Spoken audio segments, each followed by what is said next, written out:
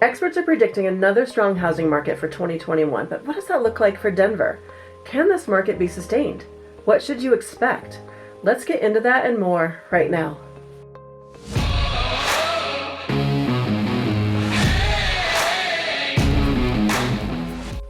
Hey everyone, Venus, your favorite Metro Denver realtor, and while it's important where you live, it's even more important where you do life.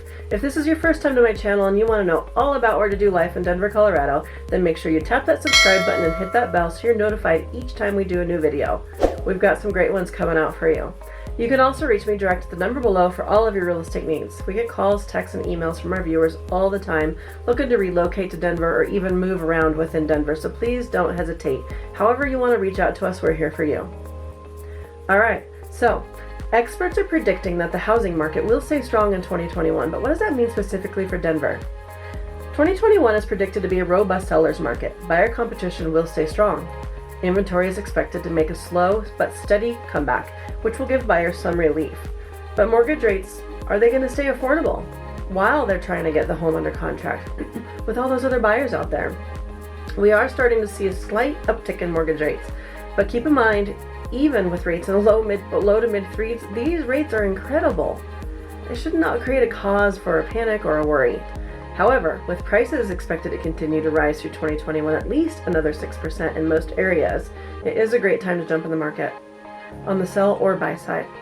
Most experts predict a strong housing market through 2021, with forecasted demand from delayed buyers waiting out the pandemic, plus current homeowners who now work from home, school from home, multi-generations coming together in one space, as well as some of those smaller homes or condos. They're feeling the tight confines of those walls and are planning to make a move in 2021. Zillow is currently predicting and stating that Denver is expected to be among the top 5 hottest home markets in 2021. Denver is also expected to outperform the national average this year. Overall, Fannie Mae is reporting that confidence in the housing market is rising after 2 months of steady decline. With more sellers finding confidence in the market, we will start to see homes coming on the market than we are currently experiencing, which is great, but it will be a slow comeback as we've had historically low homes available, creating a frenzy and concern for buyers to get into the house while these rates are low, before prices also continue to increase. So if you're one of those would-be buyers waiting to purchase after the bubble bursts, according to Logan Matashmi, a housing data analyst, he states, "It's official, the US will not see a housing bubble crash anytime soon." And with purchase applications up 54%, we are on an upswing. We are on the top of the recovery that we first experienced during the beginning of COVID. On top of that, U.S. homeownership is soaring at almost a 12-year high. What does that mean for Colorado specifically? Well, being in the top 5 housing markets for 2021 will be the beginning of all of that they watch for that and base some of these predictions from.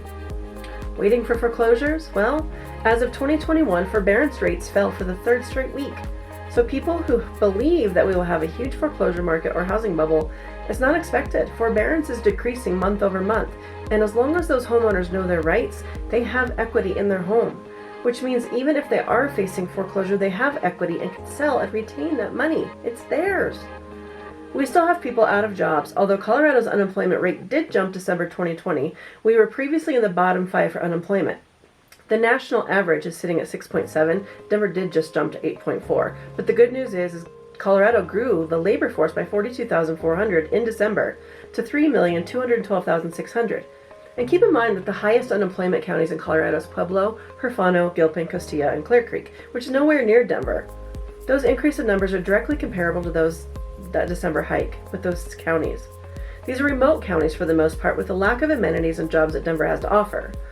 The next release of that information will be out March 15th, and that will give us more insight to the economy at that time, which we do expect to see an increase and go back to the strong economy when Colorado was at the bottom of the listed nation for unemployment. Colorado's population is currently sitting at just under 6 million, with an expected increase in 2021 of 1.16%. More than 66% of buyers in Denver were in a bidding war in November, probably even higher right now, but that data isn't out yet. But I can almost guarantee you that it is. According to Patch.com, Denver is expected to outpace many other cities in the nation and goes along with Zillow's prediction that Denver will stay and remain in the top 5 in the hottest housing markets in the country. So also, according to Colorado Biz Magazine, they expect inventory to remain fairly low and prices to continue to increase, with the likeliness that home prices will settle on the average around $600,000 over the course of the year. This does push out a lot of first-time home buyers. This also pushed out some move-up home buyers. But I say this in every video. I need you to understand this if you don't live here. This is just the city of Denver. Continue to keep in mind that there are many affordable subdivisions not in the heart of Denver, but literally within a 10, 15, even 20-minute drive. Also in this report, they expect interest rates to continue to rise slightly through the mid to late 2021. The U.S. Reserve has hinted that it does not plan to increase anytime soon, but they can't say when, and they also can't stay this low for much longer. Many experts agree that we will likely see interest rates around 3.5% during the course of 2021, but these are still great rates. So with home prices expected to increase 5 to 6% over 2021, mortgage rates are expected to hover around mid-threes. Right now, more sellers are starting to feel more comfortable listing their home, while others are still waiting the vaccine out until that's widely distributed. It is suggested that more inventory will be available in the last part of 2021, which removes the seasonality of selling season and moves us into a spring part of 2022. Now, new home sales are still a viable option. However, these prices will also continue to increase over 2021, especially with a lumber shortage. Statistics show that new home sales are higher than any other year since 2006. Zillow is forecasting that we have 21.9% annual growth in home sales nationally for almost 6.9 million homes sold, which would be the biggest annual sales growth since 1983.